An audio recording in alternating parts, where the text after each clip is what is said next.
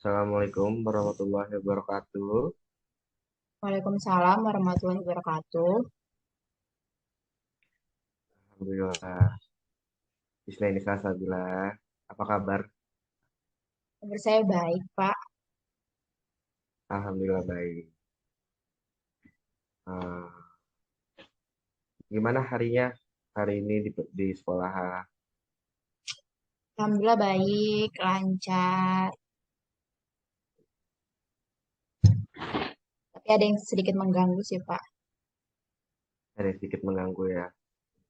Ya, Ya, kelihatannya memang wajahmu terlihat murung nih.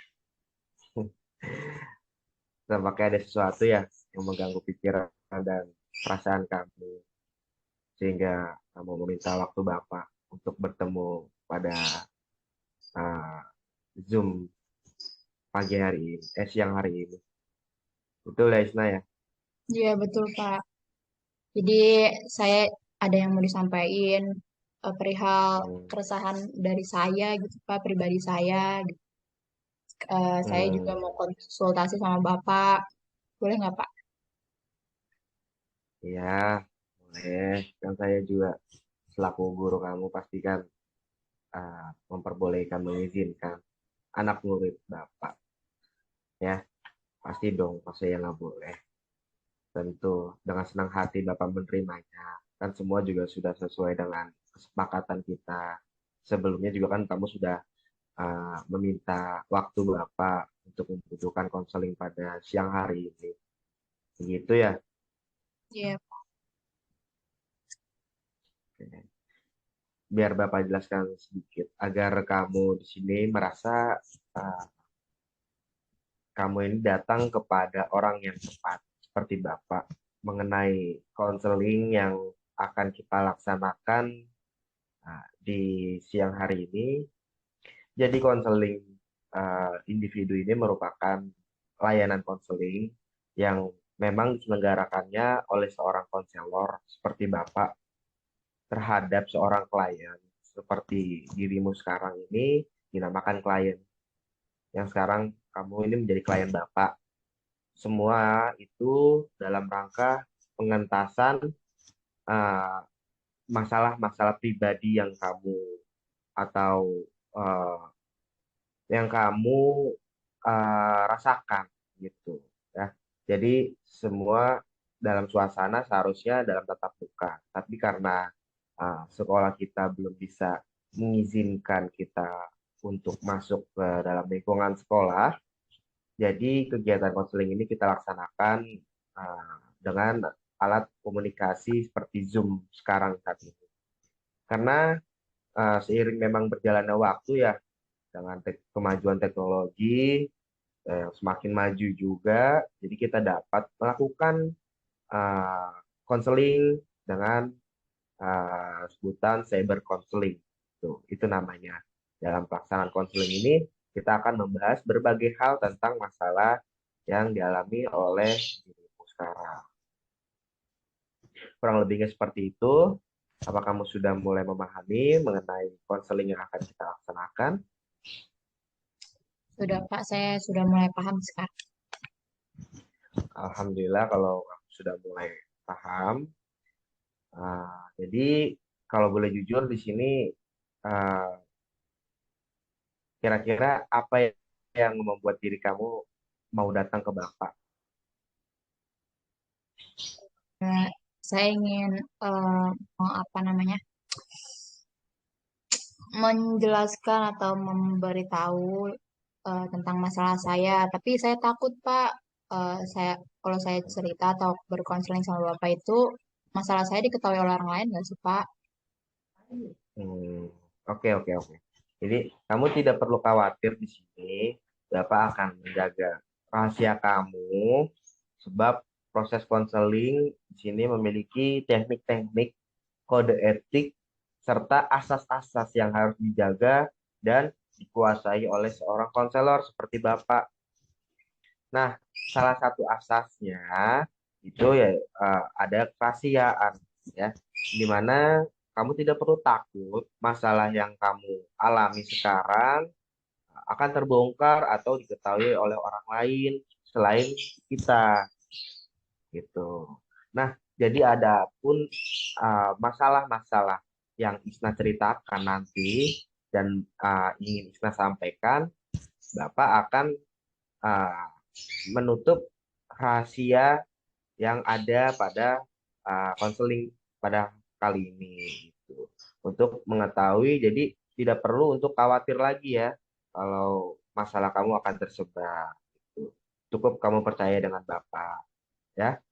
Di sini kita akan melakukan konseling dengan tujuan untuk membantu uh, keterbu membantu diri kamu agar lepas dari permasalahan yang ada yang saat ini kamu rasakan ya, agar apa yang sedang kamu alami sekarang yang mengganggu perasaan kamu dapat bisa terentaskan seperti itu. Dan juga ada asas namanya kesukarelaan ya. Asas yang kesukarelaan ini adalah asas yang menghendaki adanya kesukaan dan kerelaan dari diri kamu ya, dari klien. Jadi tidak ada suatu paksaan pada pelaksanaan konseling berlangsung. Tidak ada paksaan kan? Enggak, Pak. Baik. Ya, syukurlah kalau begitu, Pak. Jadi saya berharap ya supaya masalah saya yang saya alami itu bisa teratasi dan menemukan jalan keluar yang terbaik tuh. Nah, sekarang jadi saya merasa lebih nyaman gitu setelah Bapak menjelaskan tentang beberapa asas tersebut. Alhamdulillah kalau kamu sudah mulai merasa rileks mengenai uh, asas-asas yang telah tadi Bapak sampaikan dan beberapa gambaran mengenai konseling ya. Jadi Bapak sekarang ingin mencoba untuk bertanya pada diri kamu. Kamu ingin melakukan konseling ini uh, atas kemauan sendiri atau ada paksaan dari orang lain? Eh, Semua atas keinginan saya sendiri, Pak. Tidak ada paksaan dari siapapun. Alhamdulillah kalau semua antusias dari diri kamu sendiri tanpa ada paksaan dari orang lain. Jadi sebelum kita memulai, Bapak ingin menanyakan seperti itu dulu karena memang biar agar proses konseling bisa berjalan dengan lancar, dengan baik, dapat menemukan titik terangnya gitu. Baik, berarti kamu sudah siap ya, Nak, untuk melakukan konseling di hari ini dan sesuai dengan kontrak yang akan kita buat.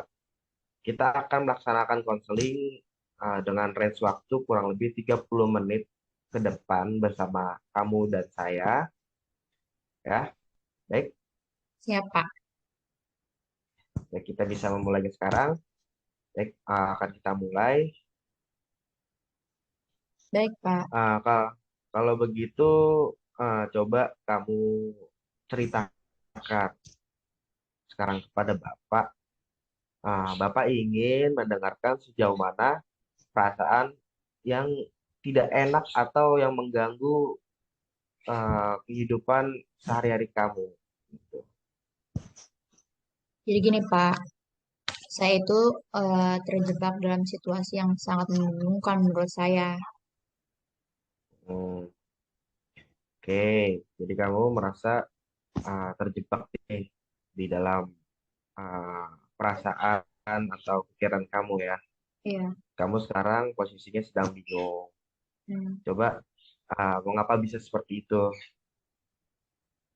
Iya, Pak. Jadi kan eh, setelah saya kan mengikuti SNMPTN, jadi saya Hmm, lulus masuk Fakultas Keguruan dan Ilmu Pendidikan, Pak. Tapi hmm, Tapi kenapa? Coba diceritakan lebih jelas lagi. Nah, nggak usah khawatir sekali lagi dengan Bapak. Nah, ya, bisa pelan-pelan untuk menceritakannya dengan Bapak. Semoga Bapak bisa membantu kamu. nih, Pak.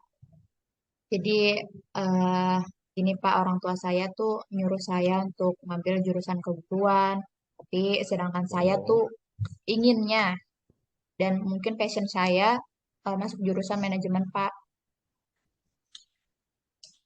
Oh, baik. Jadi kamu di sini ingin ah, masuk ke jurusan manajemen, sedangkan orang tua kamu di sini diusulkan untuk kamu ngambil ah, keguruan.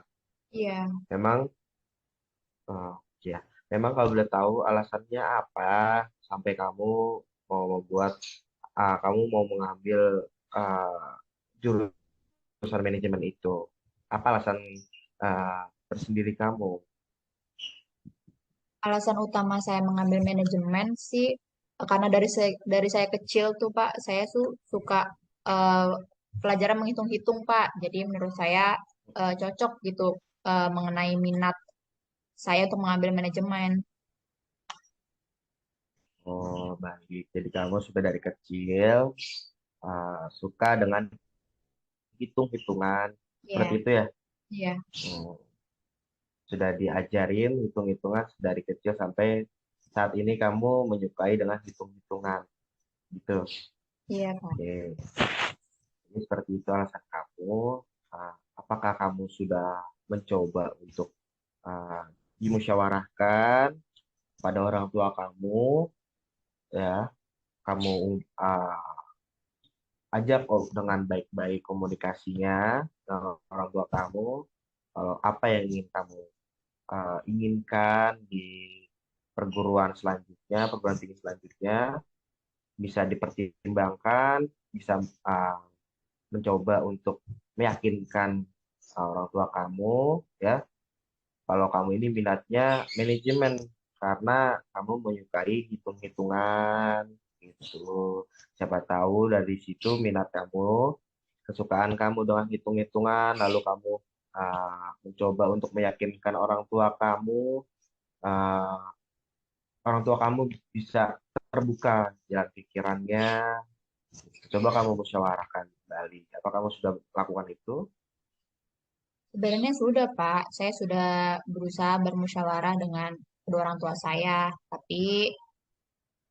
eh, tapi eh, saya sudah bilang kalau saya itu tidak suka dengan keguruan, tapi orang tua saya tetap maksa gitu Pak. Jadi kalau menurut saya ya saya ikutin aja gitu keinginan orang tua saya, karena kan saya juga kan sebagai anak tidak ingin gitu Pak mengecewakan orang tua. Hmm. Lalu di sini saya memang memahami ya posisi yang kamu rasakan, Steny, begitu berat ya untuk menerima atau mengikhlaskan impian atau minat kita terhadap suatu hal yang harus dituntut dari orang tua demi kemajuan dan kesuksesan diri kamu, pilihan orang tua ya tentunya. Nah, katanya juga saya dengar uh, posisi kamu ini cukup sulit ya. Saya dapat memahami apa yang kamu rasakan di sini. Coba bisa nggak kamu jelaskan kenapa sih kamu berpikir bahwa kamu itu tidak mampu dalam proses perkuliahan? eh, Seperti yang saya dengar gitu Pak dari kata kakak-kakak kelas. Jadi jurusan pengguruan itu terlalu rumit. Jadi saya takutnya nanti apa ya? Saya nggak mampu gitu Pak melalui proses perkuliahan gitu. Dan katanya juga tugas-tugas yang dikasihnya itu tuh cukup banyak dan sampai apa namanya menyulitkan gitu, menyulitkan mahasiswanya. Jadi eh, sampai tugas-tugasnya tuh yang over banget gitu kalau saya dengar. Jadi saya khawatir gitu Pak kalau misalnya masuk jurusan tersebut. Dan saya juga tipikal Hmm, orang yang kurang pede atau tidak mampu berbicara di depan kelas Pak. Jadi masih kayak malu. oke, baik. Memang semua itu ada plus minus ya, ada pertimbangan yang baik untuk memutuskan suatu hal, suatu opsi ya. Seperti ini loh, nak.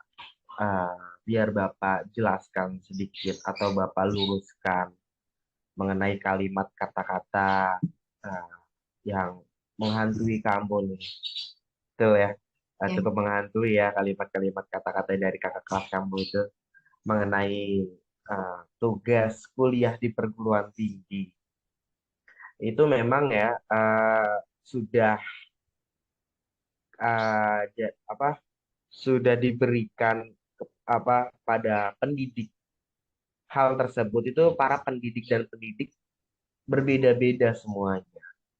Berbeda-beda, tidak semuanya itu para pendidik itu sama. Semua yang diberikan oleh dosen-dosen, ah, itu semua sudah ada ukurannya, sudah ada, ah, iya sudah ada ukurannya untuk mengetahui sejauh mana sih, ya kan, sejauh mana mahasiswanya itu memahami isi materi atau isi mata kuliah yang diemban dari awal semester gitu. Semua nggak di luar dari kapasitas mahasiswanya. Lagipun juga kalau semua tugas dosen yang telah diberikan pada mahasiswanya itu sebenarnya itu semua untuk mengukur sejauh mana pemahaman pada mahasiswanya gitu. Jadi kalau mahasiswanya menjalankan dengan senang hati, ya dapat semua dapat dikerjakan dengan baik, dapat dikerjakan dengan secara bersama-sama dengan teman sekelas, kan jauh lebih mudah, jauh lebih bisa memahami lagi gitu. Ada sharingnya, ada forumnya gitu. Sejauh ini pengalaman Bapak yang Bapak rasakan ya tentunya mengenai tugas-tugas gitu dalam masa kamu sudah menjadi mahasiswa tuh. Seperti itu coba kamu kira-kira sudah dapat nggak sih ke dalam gambarannya mengenai perguruan tinggi atau keguruan, mengenai keguruan atau kalimat yang tadi uh, Bapak luruskan yang tadi kamu diinfokan atau dikasih tahu sama kakak kelas kamu tadi gitu. Sudah dapat kan gambarannya? Sudah Pak. Menurut saya betul juga sih apa yang Bapak bilang. Jadi kalau Hmm. misalnya saya sudah terbiasa mengerjakan tugas yang cukup banyak selama saya masih sekolah, jadi saya rasa saya mampu sih untuk mengembang tanggung jawab, apalagi sebagai mahasiswa yang sudah sewajarnya diberikan tugas oleh dosen. Jadi kalau saya benar-benar memutuskan untuk mengambil keguguran itu. Alhamdulillah kamu sudah mulai terbuka dengan eh, cara berpikir Bapak. Kamu sudah mulai memahami apa masukan atau informasi yang eh, dapat Bapak infokan sama kamu. Eh, Kurang lebih berpikirannya seperti itu ya. Iya. Tapi Pak, saya kan orangnya juga gimana ya? Agak sulit atau kurang pede gitu Pak untuk berbicara di depan orang banyak gitu. Hmm, oke, baik. Coba, bisa kan kamu ceritakan terlebih dahulu mengenai faktor apa sih yang bisa menyebabkan kamu ini bisa jadi kurang pede berbicara eh, di depan banyak orang atau public speaking gitu. Apa yang membuat faktornya bisa kamu jadi nggak pede? Mungkin sebenarnya saya takut karena mungkin di satu sisi saya kurang dalam pengetahuan tentang keguruan. Terus mungkin di Hmm, sisi lain juga perasaan tertekan karena harus masuk jurusan itu, Pak. Mungkin karena orang tua hmm, saya misalnya gitu. seperti itu. Jadi faktornya kalau yang Bapak lihat di sini, kamu ini ya anaknya cukup cerdas loh, nak. Kalau Bapak lihat ini, sebentar coba Bapak lihat dari buku. Ah, nilai-nilai dari para peserta apa siswa-siswa serta didik. Kamu ini track recordnya cukup baik loh, cukup baik. Kamu 10 sering 10 besar loh, nah. Kamu selalu dapat 10 besar loh. Kalau yang Bapak lihat di sini, ranking 10 besar terus. Kamu bisa bersaing dengan teman-teman kamu. Bapak rasa kamu di sini punya potensi loh. Potensi yang mampu bisa mendongkrak kemampuan kamu gitu. Karena banyak dari guru-guru juga yang suka bilang sama Bapak gitu, kamu ini tipikal siswa yang cepat dalam proses belajar ya. Seperti kamu bisa eh, saja sangat menyukai jurusan keguruan itu juga saya Bapak yakin kamu bisa loh. Karena ini karena keguruan itu seru loh dan cukup mengasihkan. Banyak pembelajaran yang bermanfaat bisa kita terapkan di dalam kehidupan sehari-hari juga. Itu banyak manfaat dan keberkahannya juga.